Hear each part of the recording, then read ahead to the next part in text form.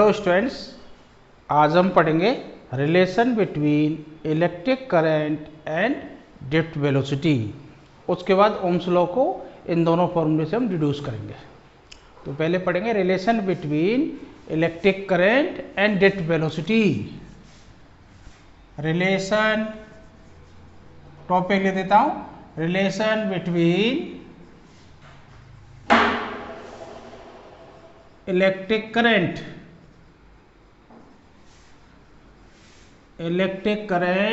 And drift velocity. Relation between electric current and drift velocity, इन दोनों में हमें रिलेशन निकालना है। ड्रिफ्ट वेलोसिटी का डेरिवेशन हमने पहले निकाल लिया है। और इलेक्ट्रिक करंट कब आता है? जब किसी कंडक्टर के अक्रॉस आप पोटेंशियल अप्लाई करते हो या इलेक्ट्रिक फील्ड अप्लाई करते हो। जैसे सपोज हमने एक कंडक्टर ले लिया, ये आपका कंडक्टर है, इसके आपने अक्रॉस ये इलेक्ट्रिक फील्ड या पोटेंशियल V अप्लाई कर दिया, V potential, E electric field apply हो गया, तो इसमें करंट आना शुरू हो जाएगा। इधर से इलेक्ट्रॉन, फ्री इलेक्ट्रॉन का मूवमेंट इधर हो जाएगा, करंट आ जाएगा। अब वो इलेक्ट्रिक करंट और ड्रिफ्ट वेलोसिटी में हमें रिलेशन निकालना है। तो इलेक्ट्रिक करंट के बारे में तो हमने पढ़ लिया था। अब जैसे हम इसमें लेते हैं, थोड़ा सा बहुत इजी डेरिवेशन है, जैसे आपको कोई भी डेरिवेशन रटने की जरूरत नहीं है। जैसे थोड़ा थॉट प्रोसेस लगाते हैं, हमने सोचना शुरू किया कि ड्रिफ्ट वेलोसिटी का फॉर्मूला हम निकाल चुके हैं, VD = -EE τ/m। अब माइनस साइन या डायरेक्शन देगा तो ये माइनस की रिक्वायरमेंट नहीं है, हमें सिर्फ मैग्नीट्यूड की जरूरत पड़ेगी। VD drift velocity = EE τ/m, E electric field, E charge of electron, relaxation time, this is the mass of electron. और करंट हमारे पास फॉर्मूला है Q/T, rate of flow of charge, dQ/dt भी लिख सकते हैं, मैंने सिंपली Q/T लिख दिया है। Rate of flow of charge या total charge flow in time t, तो Q/T ये करंट है। इन दो फॉर्मूले से हमें ये निकल के आएगा। तो हमें I निकालना है, तो Q कितना है, पहले तो Q निकालना पड़ेगा, चार्ज और टाइम कितना लग रहा है, ये दो चीज निकालनी है। तो देखो हम निकालते हैं, पहले हम Q निकालते हैं। सपोज कर लेते हैं let cross section area of conductor, ये आप लिख लेना, let cross section area of conductor, short कर लिख देता हूं, क्रॉस सेक्शन एरिया, मैंने शॉर्टकट लिख दिया है, cross section area of conductor A, और length of the conductor, length of conductor लिख ही देता हूं, चलो, लेंथ ऑफ कंडक्टर VL, ये L ले लिया।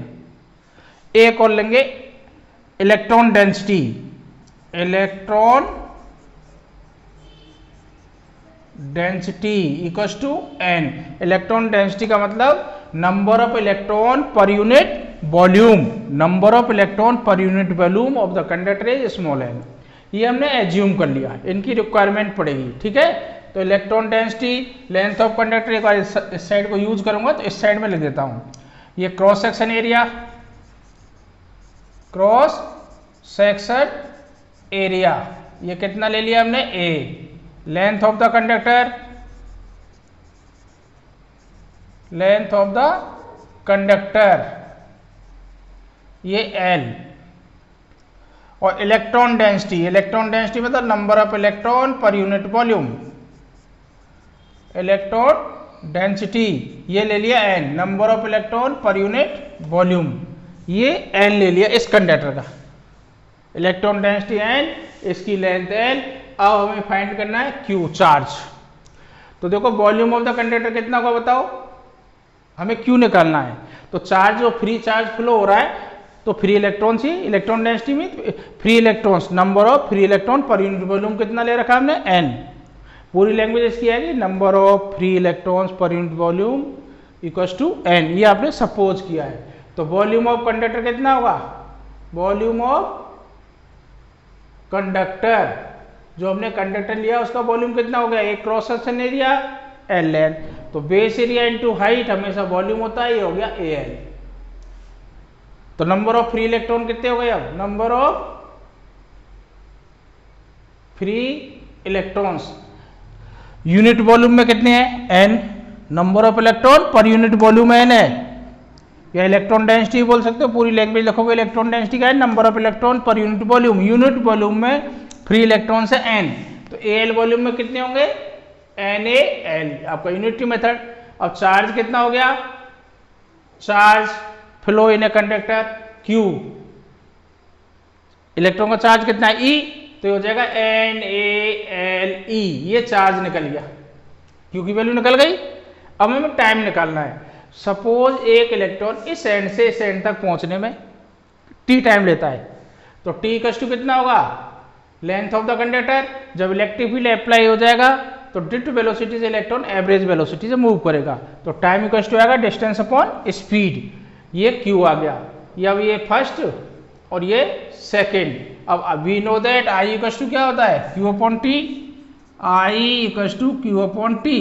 अब q की वैल्यू रख दो, ये डेरिवेशन हो गया लो, NaLe अपॉन t क्या है L अपॉन Vd, ये L लिखा है L अपॉन Vd, L से L कैंसिल आउट, Vd ऊपर चल जाएगा, तो I इक्वल टू क्या आ गया NaEBD, ये आपका I equal to NaEBD formula आ गया, relation between I and relation between electric current and drift velocity, and electron density, number of electron per unit volume, A cross section area of conductor, e charge of electron, Vd drift velocity. तो ये relation आ गया, ये आपको याद भी रखना है, इस पे बेस्ड क्वेश्चंस भी आते हैं। तो ये इजी था, बस Q अपॉन T में Q निकालो T निकालो, दोनों की वैल्यू रख दो, ये दो स्टेप है इसके। तो I equal to NaBD relation आ गया है। अब इससे हम जो निकाल के लाते हैं ओम्स लॉ को डिड्यूस करते हैं, ये भी आपके आ जाता है deduce Ohm's law, deduce Ohm's law, वो करने जा रहा हूं, ठीक है। इससे ओम्स लॉ निकालना है, तो इसको तो अब करूंगा, पहले यहाँ आपको थॉट प्रोसेस बता देता हूँ। ओम्स लॉ क्या होता है, जैसे ओम्स लॉ हमने पढ़ा है V direct proportional to I, या दूसरी लैंग्वेज में बोलेंगे V upon I equal to constant. जब किसी कंडक्टर के अक्रॉस बी पोटेंशियल अप्लाई कर दिया, आई करंट फ्लो हो रहा है, तो बी और आई का रेशो कांस्टेंट होता है, वो रेजिस्टेंस के इक्वल होता है। This is the Ohm's law. तो ये हमें प्रूव करना है, डिड्यूस करना मतलब ये निकाल के लाना है बी अपॉन आई कांस्टेंट है, इसी फॉर्मूले से। इसको बेसिक पैरामीटर भी बोलते हैं, बेसिक पैरामीटर से आप निकाल के लाए। तो ड्रिफ्ट वेलोसिटी का फॉर्मूला तो हमें मालूम है, ड्रिफ्ट वेलोसिटी का फॉर्मूला क्या है PdEE टाउ अपॉन m। अब मैंने वो माइनस कंसीडर नहीं किया है, वो डायरेक्शन के लिए होता है, नेगेटिव साइन आता है ना इसमें, नेगेटिव साइन वो डायरेक्शन देता है इसका ड्रिफ्ट वेलोसिटी का। तो अब हम निकालने क्या जा रहे हैं Ohm's law, V upon I equal to constant. तो देखो ये फॉर्मूला आपको याद रखना, ये तो इनको रब कर रहा हूं एक बार। अब ओम्स लॉ निकालना शुरू करते हैं, ये भी यहां लिख देता हूं। देखो डिडक्शन ऑफ ओम्स लॉ, ये टॉपिक हो गया। अब deduction of Ohm's law, deduction Ohm's law with the help of basic parameter. Basic parameter में आई इक्वल टू NaBD एक फॉर्मूला ये आ गया, एक हेरा। तो ओम्स लॉ हमें पता है, बी अपॉन आई कांस्टेंट लाना है, तो we know that I equal to NaEBD, NaEBD ये आपका इलेक्ट्रिक करंट और ड्रिफ्ट वेलोसिटी का रिलेशन था, जो आपने आज की क्लास में अभी थोड़ी देर पहले ही निकाला था। अब इसको मूव करते हैं, आगे बढ़ते हैं, BD की वैल्यू ये रख देते हैं, क्योंकि हमें पहुंचना क्या है पोटेंशियल पर। तो इसमें तो कहीं पोटेंशियल है नहीं, जब ड्रिफ्ट वेलोसिटी को रिमूव कर दोगे तब पोटेंशियल आएगा। तो उसका फॉर्मूला यूज कर रहा हूं NaEBD, ई वो रहा वो देखो E टाउ अपॉन m। इसको फर्दर सोल्व कर लो, तो यहां लिख देता हूं आई इक्वल टू क्या आ गया NaE square, NaE square capital E tau upon m, ये आ गया। हमें क्या चाहिए V, E आ गया, लेकिन E और B का तो रिलेशन हमें मालूम है ना, V इक्वल टू क्या होता है EL, सेकंड चैप्टर में पढ़ के आए। E इक्वल टू क्या हो जाएगा B अपॉन L, ये फॉर्मूला E की वैल्यू रख दो या B अपॉन L। तो I equal to e square, e की वैल्यू उठाऊं वी, ये टाउ, एल नीचे आ गया एम एल। हमें क्या निकलना है, बी अपॉन आई, वी ये रहा आई आ रहा, दोनों आई ये रहा, दोनों मिल गए। अब आई को इधर ले आओ बी के पास, बी को इधर रखते हो और बाकी सारा इधर ले जाओ। देखो इधर जाएगा क्या, एम एल, इधर जाके ऊपर हो जाएगा ये N A E square tau, नीचे आ जाएगा equal to V upon I. आगे अब देखिए M mass of electron constant, L constant, N electron density particular conductor के लिए constant, A cross section area constant, charge of electron constant, tau relaxation time constant. अगर temperature change नहीं कर रहे हो, टेम्परेचर चेंज करोगे तो ये रेशो भी चेंज होता है। तो ये सारी चीजें कांस्टेंट है, तो आप लिख दोगे V upon I equals to M L N A E square tau equals to constant. This is the Ohm's law, यही आपका ओम्स लॉ है, ये डिड्यूस हो गया ओम्स लॉ। अब जो बी अपॉन आई का जो रेशो होता है अकॉर्डिंग टू ओम्स लॉ क्या होता है, आर, तो ये आर का फॉर्मूला आ गया R equals to M L N A E square tau. ये आपका R resistance of the conductor. तो देखो रेजिस्टेंस ऑफ द कंडक्टर का ये फॉर्मूला निकल के आ गया है। इसकी डिपेंडेंस हमने पहले पढ़ ली थी, आर किस किस चीज पे डिपेंड कर रहा है, एम एन, ये लिख रहा हूं दोबारा, N A E square tau. देखो एम मास फिक्स है, चेंज नहीं होगा, कांस्टेंट है। N length of the conductor पर डिपेंड करता है, लेंथ इंक्रीज करोगे रेजिस्टेंस इंक्रीज होगा। एन इलेक्ट्रॉन डेंसिटी, अब electron density material to material change होती है, अलग अलग मटेरियल की अलग अलग होगी, तो अलग अलग मटेरियल का रेजिस्टेंस भी अलग अलग होगा। ए क्रॉस सेक्शन एरिया पर, क्रॉस सेक्शन एरिया इंक्रीज करोगे, cross section area means thickness of the wire, A you increase करोगे तो आर कम हो जाएगा। ई कांस्टेंट है charge of electron, tau relaxation time, relaxation time particular conductor के लिए टेम्परेचर पर डिपेंड करता है, टेम्परेचर इंक्रीज करते हो टाउ कम हो जाएगा और आर बढ़ जाएगा। Tau relaxation time frequently collision की वजह से, टाउ रिलैक्सेशन टाइम है time between two successive collision. तो जब आप टेम्परेचर बढ़ाओगे तो एटम्स का, आइंस का जो ऑक्सीलेशन है, वाइब्रेशन है, वो फ्रीक्वेंटली जल्दी जल्दी होने लग जाएगा, तो कोलिजन भी जल्दी होगा और टाइम रिड्यूस हो जाएगा। तो ये तो आर आ गया। अब इसमें रेजिस्टिविटी को ड्राइव करवाता है, 3 मार्क्स तक क्वेश्चन दे देता है इसको। तो रेजिस्टिविटी क्या होती है, देखो we know that R equals to rho L upon A.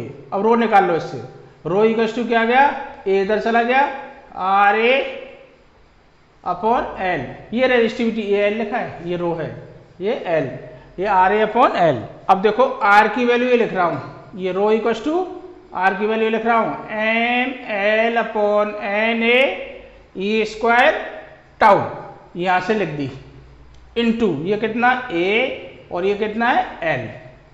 अब ए से ए कट गया, एल से एल कट गया, क्या बचा रेजिस्टिविटी एम अपॉन एन ई स्क्वायर टाउ। ये फॉर्मूला भी आपको याद रखना है, इस पे बेस्ड भी क्वेश्चंस इसको ड्राइव भी करवाता है और इस पे बेस्ड एग्जाम में क्वेश्चंस भी आते हैं। Rho resistivity m equals to n E square tau, ये रेजिस्टिविटी हो गई। अब इसको पे बेस्ड जो टेम्परेचर डिपेंडेंस इसको पढ़ेंगे, temperature dependence of resistivity, temperature dependence of resistance, तब ये फॉर्मूले यूज आएंगे रेजिस्टेंस के लिए, रेजिस्टिविटी के लिए। तो ये डेरिवेशन ऑफ रेजिस्टिविटी है और ये आपका ओम्स लॉ को आपने ड्राइव किया है, ठीक है। और ये इससे पहले हमने ये ड्राइव किया था, तो ये इंपॉर्टेंट डेरिवेशन है, एग्जाम में मोस्टली आया करते हैं। तो एक बार इनको समझ लो, कोई भी डेरिवेशन को आपको स्टेप बाय स्टेप रटना नहीं है, उनको एक बार अंडरस्टैंड कर लेना है और क्या आपको ड्राइव करना है, किन में रिलेशन लाना है, उसके अकॉर्डिंग आप आगे मूव करिए, सब अपने आप निकल जाते हैं, ड्राइव हो जाते हैं।